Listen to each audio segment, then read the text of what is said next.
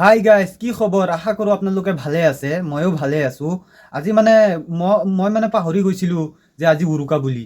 ফটতকৈ মানে মোৰ মনত পৰিল, মোৰ মায়ে কৈছে যে আজি উৰুকা আছে, যা বজাৰত যা, অলপ চাই আহ। মাছটো তই নিকিন, সেইকাৰণে তই অলপ চাই আহ, অলপ শিকি আহ মানুহে কেনেকৈ মাছ লয়।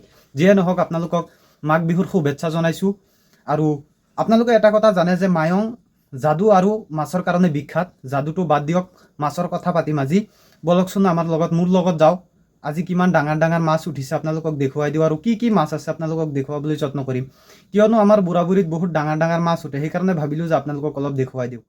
আৰু অহাৰ লগ ইমান ভিৰ মানে, আৰু আমাৰে মানুহ না ইয়াত মানে কথা পাতিবলৈ গ'লে মানে অলপ লাজ লাগে, সেইকাৰণে ভাবিলোঁ এনেকৈ বনাই দিওঁ। আৰু ইমান ডাঙৰ ডাঙৰ মাছ, বা আমাৰ এই হিলাল দা মাছৰ দোকান দিছে চাওক। আৰু বহুত মাছ আছে দেই, বহুত মাছ আছে, বহুত কিবা কিবি মাছ আছে, বৰালি আৰু কিবা কিবি মাছ আছে।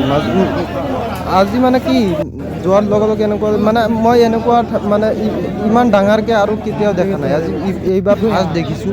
আৰু এই চুতীয়াটো মোৰ নিচিনাই মানে, সিও মাছ নিকিনে, ময়ো মাছ নিকিনে। মই মানে জাষ্ট চাব গৈছোঁ সিও। আৰু মানে এইটো কি নিউজ লাইভ আহিছে, আপুনি ভাবক যে কিমান মানুহ হোৱাৰ পিছত, কিমান ডাঙৰ ডাঙৰ মাছ অহাৰ পিছতহে নিউজ লাইভ আহিব।